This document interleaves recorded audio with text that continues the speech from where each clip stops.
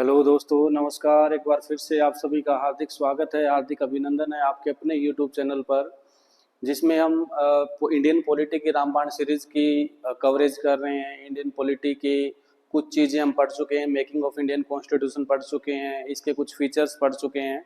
तो इसी सीरीज में हम आगे बात कर रहे हैं आज कुछ इन्फ्लुएंस की जो अदर कॉन्स्टिट्यूशन से हमारे इंडियन कॉन्स्टिट्यूशन के अंदर ऐड किए गए, जिनको हम दूसरी लैंग्वेज में सोर्सेज ऑफ इंडियन कॉन्स्टिट्यूशन भी कह सकते हैं, कि हमारे इंडियन कॉन्स्टिट्यूशन के अंदर जो जो चीज़ें जोड़ी हैं वो हमने किस किस कॉन्स्टिट्यूशन से ली है, या किस किस कंट्री से जो कंसेप्ट है वो हमने उठाया है, और उसके अंदर की जो चीज़ें हैं वो हमारे कॉन्स्टिट्यूशन मेकर्स जितने भी थे उन सभी ने अपने इंडियंस की, हम सिटीजन्स की, हम पीपल्स की डिमांड के अकॉर्डिंग उन सभी चीज़ों को सेट किया है।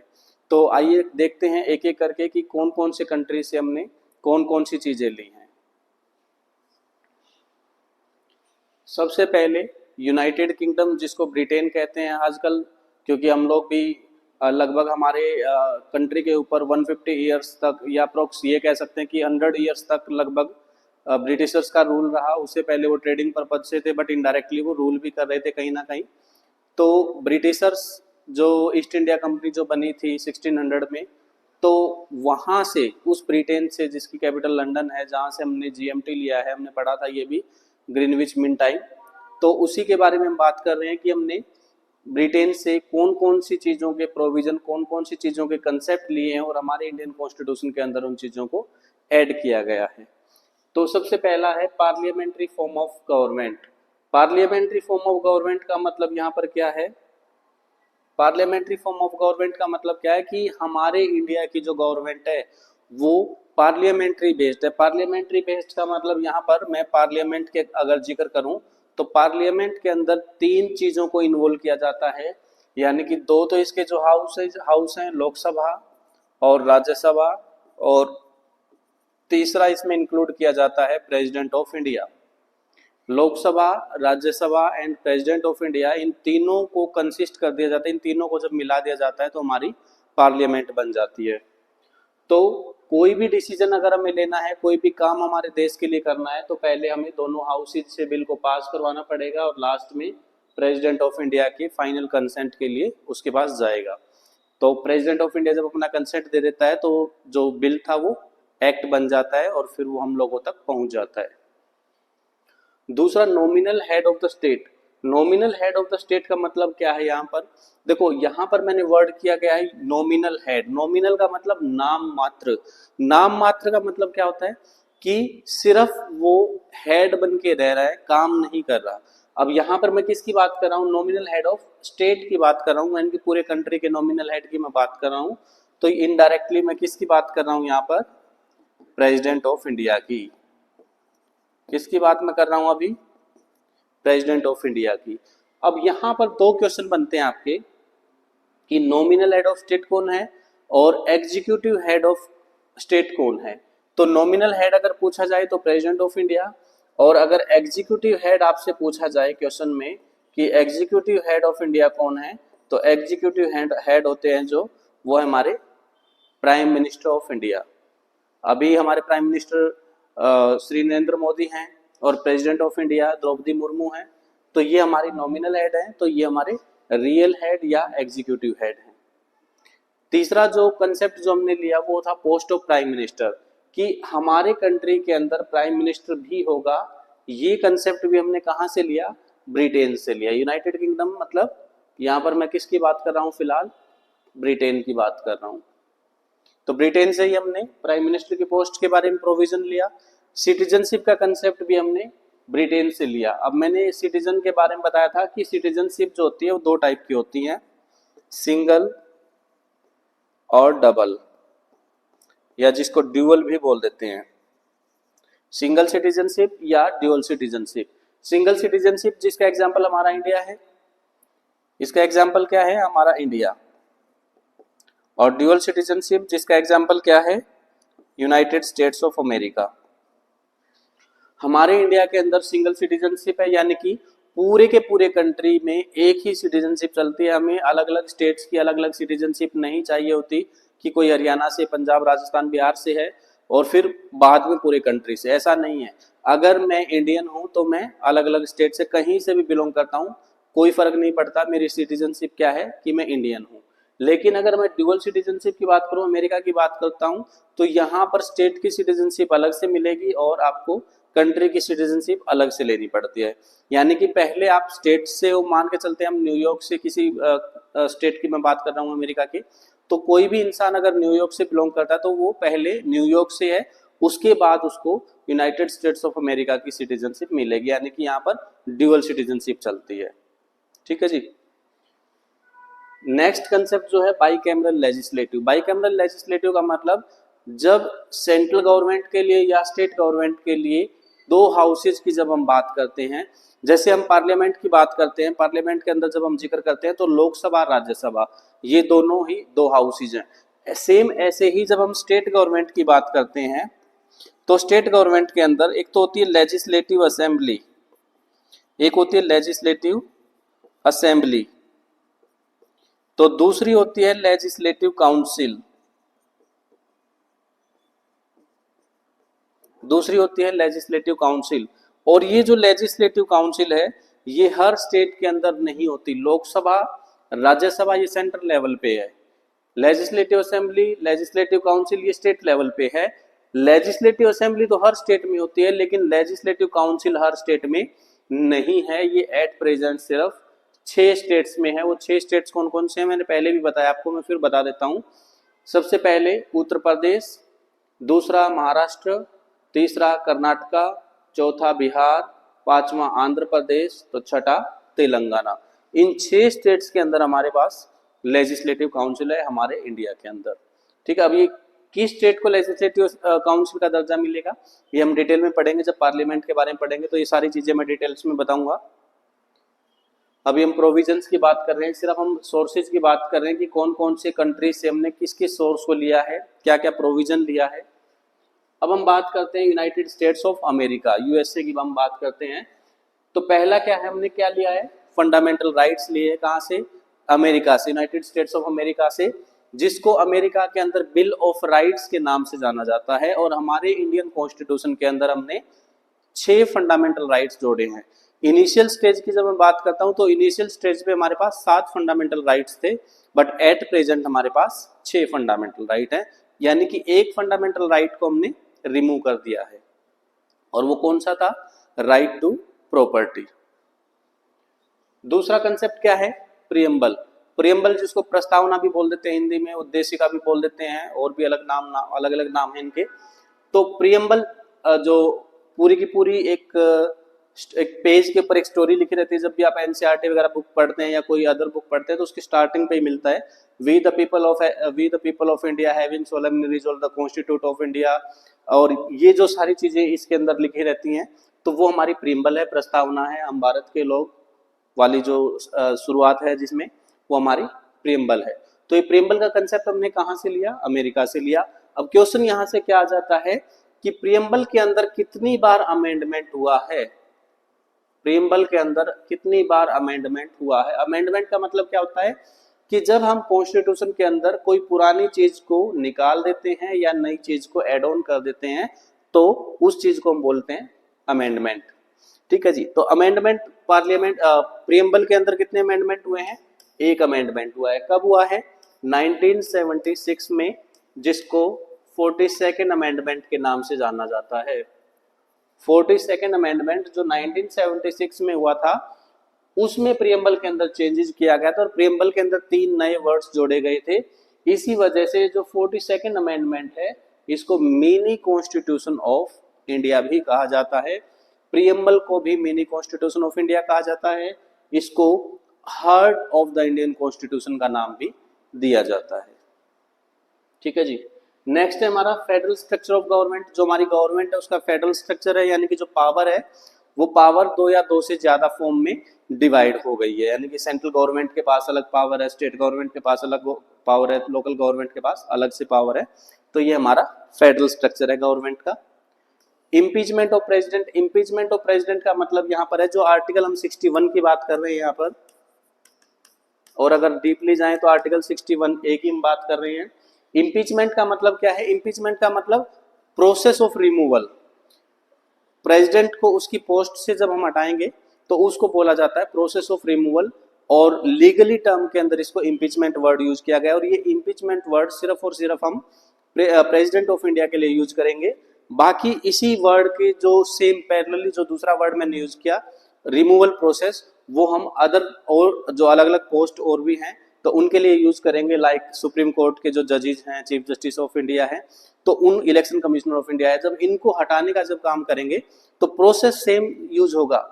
जो इम्पीचमेंट के अंदर जो प्रोसेस यूज किया जाएगा वही सेम प्रोसेस ऑफ रिमूवल के अंदर यूज किया जाएगा, बस नाम अलग अलग है। यहाँ पर प्रेसिडेंट के लिए हमने उसको इम्पीचमेंट वर्ड यूज किया, तो बाकी सब के लिए हमने जो वर्ड यूज किया है वो है रिमूवल प्रोसेस। ठीक है जी। नेक्स्ट है vice president and his function. हमारे इंडियन कॉन्स्टिट्यूशन के अंदर वाइस प्रेसिडेंट की पोस्ट को भी ऐड ऑन किया गया है, और वाइस प्रेसिडेंट हमारे अभी कौन है? हाँ जी, कौन है? चलो मैं हिंट दे देता हूं आपको, धनखड़ नाम उनका, बताओ जल्दी।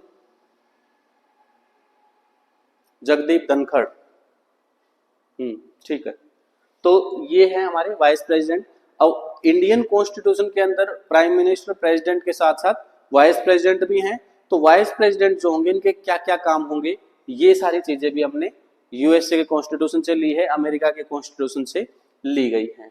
नेक्स्ट है इंडिपेंडेंट जुडिशरी। इंडिपेंडेंट जुडिशरी का मतलब यहाँ पर है कि जो जुडिशरी हमारे इंडियन गवर्नमेंट में है, हमारे इंडिया के अंदर है, जो हाई कोर्ट, सुप्रीम कोर्ट या सबऑर्डिनेट कोर्ट की जब हम बात करते हैं तो इनके ऊपर किसी का होल्ड नहीं होगा, ये अपने डिसीजन इंडिपेंडेंटली लेंगे, कोई किसी फोर्स अप्लाई करके या जबरदस्ती करवा के इसके डिसीजन को चेंज नहीं करवाएंगे। तो कोई जोर जबरदस्ती में ये फैसला नहीं लेंगे, निष्पक्ष होके free and fair election, free and fair decision देंगे ये, और किसी भी टाइप के किसी भी दबाव में आकर अपने स्टेटमेंट को चेंज नहीं करेंगे। इसी चीज को कहा गया है इंडिपेंडेंट जुडिशरी, और ये हमने कहाँ से लिया है? यूएसए के कॉन्स्टिट्यूशन से। नेक्स्ट है हमारा जुडिशियल रिव्यू। ये इंपॉर्टेंट है भाई, ये आ जाता है आपके एग्जाम के अंदर कि जुडिशियल रिव्यू का जो कंसेप्ट है ये हमने कहाँ से लिया है? तो जुडिशियल रिव्यू का कंसेप्ट भी हमने यूनाइटेड स्टेट्स ऑफ अमेरिका से लिया है, और इसका मतलब क्या है? Check and balance in the separation of power. जो पावर को सेपरेट हमने किया है उसके बीच में जो तालमेल बना हुआ रहता है उसको ही हम checks and balance of the separation of the power कह देते हैं, जिसको हम जुडिशियल रिव्यू का नाम भी दे देते हैं। तो ये हमने कहाँ से लिया है? यूनाइटेड स्टेट्स ऑफ अमेरिका से लिया है। नेक्स्ट है आयरलैंड, जिसको आयरिश कॉन्स्टिट्यूशन के नाम से जानते हैं। तो दोनों ही आ सकते हैं, या तो आयरिश कॉन्स्टिट्यूशन आ जाएगा या फिर from the constitution of Ireland आ जाएगा, तो दोनों ही सेम बात है। कंफ्यूज मत होना कि अगर आयरलैंड नहीं आया तो और आयरिश कॉन्स्टिट्यूशन अगर आ गया तो अब क्या करेंगे, तो दोनों ही एक बात है, या तो कॉन्स्टिट्यूशन ऑफ आयरलैंड आएगा या फिर आयरिश कॉन्स्टिट्यूशन आएगा। तो यहाँ से सबसे इंपॉर्टेंट चीज हमने क्या ली है? DPSP, directive principle of state policy. Directive principle of state policy जो हमने पार्ट 3 के अंदर और आर्टिकल 36 से आर्टिकल 51 के अंदर पढ़ेंगे। Directive principle of state policies, कुछ टाइप के राइट्स होते हैं जो फंडामेंटल राइट से अलग होते हैं और स्टेट गवर्नमेंट के अंडर रहते हैं। जब स्टेट गवर्नमेंट हमें देती है तो ही हमें मिलते हैं, अदरवाइज ये नहीं मिलते। जुडिशियबल भी नहीं है, अगर स्टेट गवर्नमेंट हमें नहीं देती तो हम कोर्ट में जाकर खड़े नहीं हो सकते। जैसे फंडामेंटल राइट के केस में अगर हम हाई कोर्ट और सुप्रीम कोर्ट में जा सकते हैं, सेम ऐसे ही इसमें हम हाई कोर्ट या सुप्रीम कोर्ट या सबऑर्डिनेट कोर्ट की हेल्प नहीं ले सकते, यानी कि नॉन जुडिशियबल है। Next, nomination of members to the Rajya Sabha by the president of India. जो इंडिया के प्रेसिडेंट हैं वो राज्यसभा के अंदर 12 मेंबर्स को नॉमिनेट कर सकते हैं। कितने मेंबर्स को? 12 मेंबर्स को नॉमिनेट कर सकते हैं, यानी कि बिना इलेक्शन लड़े ही 12 लोगों को, 12 मेंबर्स को राज्यसभा का मेंबर बना सकते हैं। और वो कौन कौन सी फील्ड से होंगे? 4 फील्ड से होंगे। 4 फील्ड्स कौन कौन सी होंगी? आर्ट एंड कल्चर, पहली जो फील्ड होगी आर्ट एंड कल्चर, दूसरी साइंस एंड टेक्नोलॉजी, तीसरी लिटरेचर, तो चौथी social worker. Art and culture, science and technology, literature और चौथी हमारी सोशल वर्कर। तो इन 4 फील्ड के अंदर 12 मेंबर्स को नॉमिनेट किया जाएगा और ये नॉमिनेशन प्रेसिडेंट ऑफ इंडिया के द्वारा किया जाएगा। ठीक है जी, ये याद रखना, यहाँ से भी क्वेश्चन आ जाता है बहुत बार कि इनमें से कौन सी फील्ड से प्रेसिडेंट ऑफ इंडिया राज्यसभा के अंदर मेंबर्स को नॉमिनेट कर सकते हैं। तो ये 4 फील्ड्स हैं, art and culture, science and technology, literature and social worker. Next जो आयरलैंड से लिया, method of election of the president. जो प्रेसिडेंट का इलेक्शन होता है वो किस टाइप से होता है, वोट को किस तरह से काउंट किया जाता है, कौन कौन उसके अंदर पार्टिसिपेट करेंगे। तो जो प्रोसेस है ये हम पूरा का पूरा पढ़ेंगे जब प्रेसिडेंट के बारे में पढ़ेंगे, तो कि इलेक्शन किस टाइप से कंडक्ट होता है, किस वोट की वैल्यू कितनी होती है, किस टाइप से हम इसको मल्टीप्लाई या डिवाइड करते हैं, वो पूरा का पूरा प्रोसेस मैं आपको बताऊंगा। तो क्या क्या मेथड है प्रेसिडेंट ऑफ इंडिया के इलेक्शन का, वो सारा का सारा कंसेप्ट हमने कहाँ से लिया है, आयरलैंड के कॉन्स्टिट्यूशन से लिया है, यानी कि आयरिश कॉन्स्टिट्यूशन से लिया है। नेक्स्ट है ऑस्ट्रेलिया। ऑस्ट्रेलिया से हमने क्या लिया, कंकरेंट लिस्ट ली। अब देखो लिस्ट की जब मैं बात करता हूं तो मैंने बताया था आप लोगों को कि लिस्ट जो है वो 3 टाइप की होती हैं। कौन कौन सी,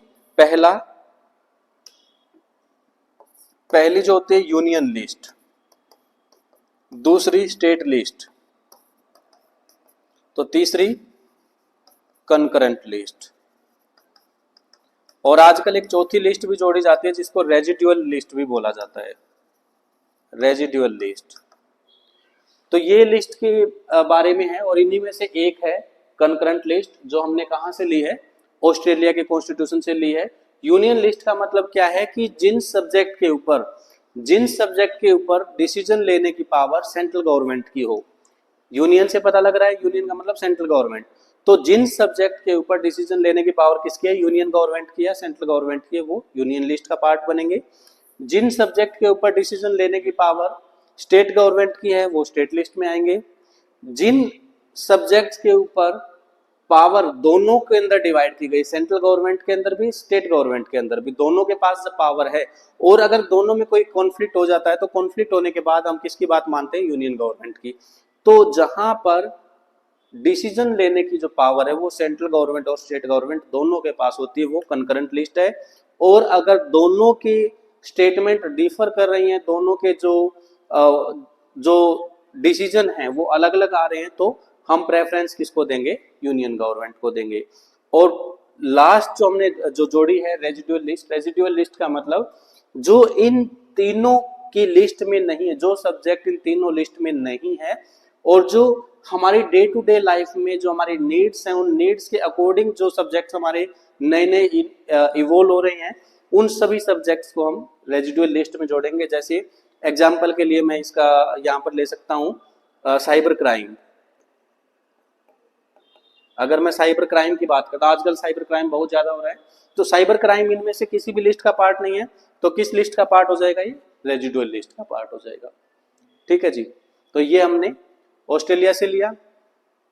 provision of joint session of parliament. Provision of joint session of parliament का मतलब है कि जो पार्लियामेंट के जो 2 हाउसेज हैं, लोकसभा और राज्यसभा, जब दोनों ही एक जगह पर एक सेशन के अंदर एक साथ इकट्ठे होकर जब सेशन किया जाता है, और ये सेशन प्रेसिडेंट ऑफ इंडिया के कहने पर होता है, जिसको लीड कौन करता है, speaker of Lok Sabha. Speaker of Lok Sabha अभी एट प्रेजेंट कौन है, ओम बिरला, तो वो लीड करेंगे। तो ये जो ज्वाइंट सेशन है पार्लियामेंट का, ये किसी किसी कंडीशन में होता है, वो क्या क्या कंडीशन है ये मैं सारी पार्लियामेंट के अंदर बताऊंगा आपको। तो ये जो प्रोविजन है ज्वाइंट सेशन का, ये हमने कहां से लिया है, ऑस्ट्रेलिया के कॉन्स्टिट्यूशन से लिया है। नेक्स्ट है कनाडा। कनाडा से हमने कई सारी चीजें ली हैं, इंपॉर्टेंट चीजें ली हैं। पहला, क्वासी फेडरल गवर्नमेंट। क्वासी का मतलब होता है लगभग आधा।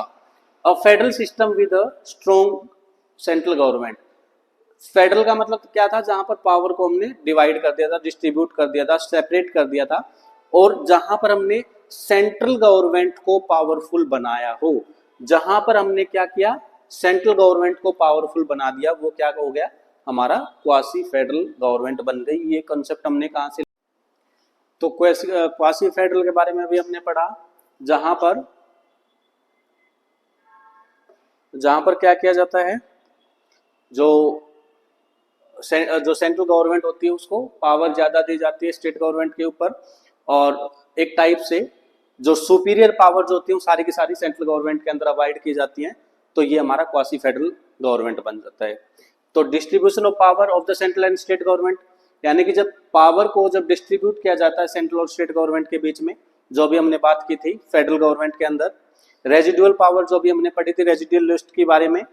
नेक्स्ट है हमारा appointment of governor of the state. Governor of the state का मतलब क्या है कि जो हमारा स्टेट होती है उसके अंदर दो चीजें होती हैं, सीएम और एक गवर्नर। जो गवर्नर होता है इसको अपॉइंट किया जाता है प्रेसिडेंट ऑफ इंडिया के द्वारा, और प्रेसिडेंट ऑफ इंडिया इसको अपॉइंट करता है by the recommendation of the prime minister of India. तो प्राइम मिनिस्टर ऑफ इंडिया के रिकमेंडेशन के बाद ही गवर्नर को प्रेसिडेंट ऑफ इंडिया रिकमेंड करता है। तो हर स्टेट के अंदर एक गवर्नर होगा, ये कंसेप्ट भी हमने कहां से लिया, कनाडा से लिया। Next, advisory jurisdiction of the supreme court.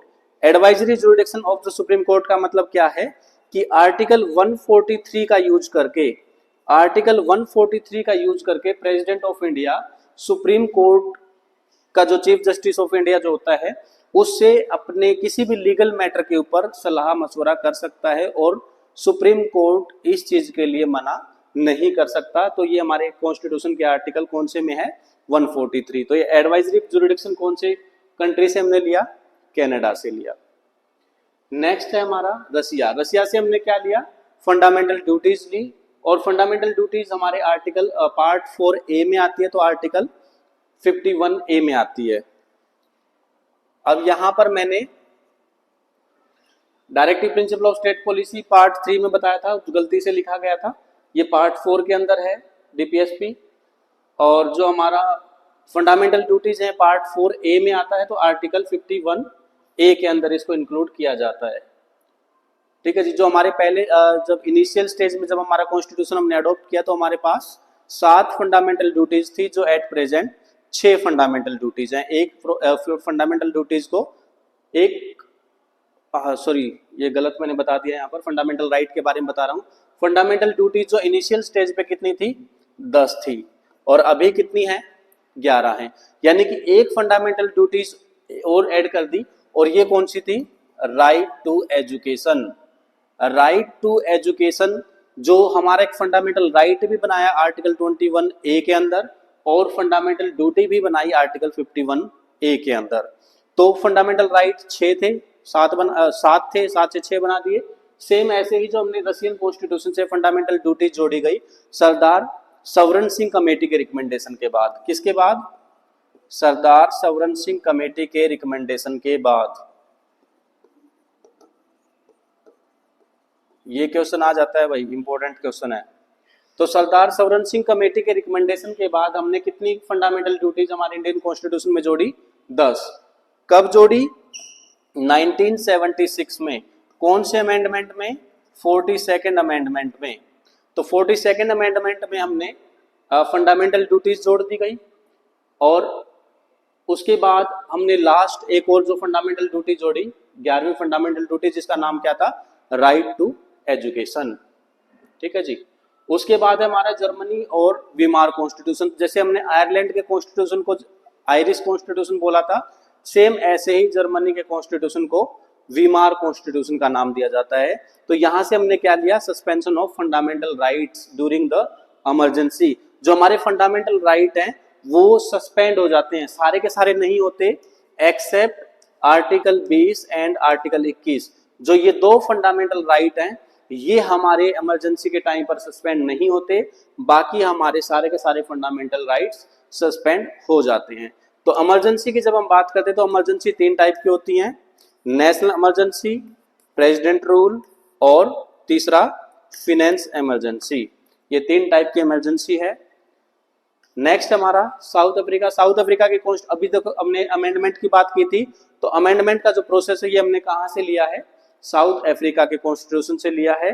और राज्यसभा के मेंबर्स का इलेक्शन किस टाइप से किया जाएगा, कौन कौन उसके अंदर पार्टिसिपेट करेंगे, किसके वोट की कितनी वैल्यू होगी। जैसे हमने प्रेसिडेंट के इलेक्शन की बात की थी, सेम ऐसे ही जो राज्यसभा के मेंबर्स का इलेक्शन होगा वो किस टाइप से होगा, कौन कौन मेंबर पार्टिसिपेट करेगा, कितने टाइम पीरियड के लिए होगा। तो ये कंसेप्ट हमने कहां से उठाया है, साउथ अफ्रीका के कॉन्स्टिट्यूशन से उठाया है। तो ये सारे के सारे हमारे क्या थे, प्रोविजन थे डिफरेंट प्रोविजंस थे जो हमने अलग अलग कॉन्स्टिट्यूशन से लिया है, जिसको सोर्सेज ऑफ इंडियन कॉन्स्टिट्यूशन भी कह सकते हैं। तो ये पूरी की पूरी कहानी थी हमारे सोर्सेज की इंडियन कॉन्स्टिट्यूशन की। तो इन्हीं कॉन्स्टिट्यूशन के सोर्सेज को देखने के बाद आपको ये वीडियो कैसी लगती है, ये आप कमेंट सेक्शन में जरूर बताना। वीडियो अगर अच्छी लगती तो लाइक शेयर जरूर करना अपने दोस्तों के साथ। चैनल को सब्सक्राइब आपने कर लिया होगा, नहीं किया है तो जल्दी से चैनल को सब्सक्राइब कर लीजिए ताकि आने वाली हर वीडियो आपके नोटिफिकेशन पैनल पर पहुंच जाए। Thank you very much. बहुत जल्द फिर मुलाकात होगी।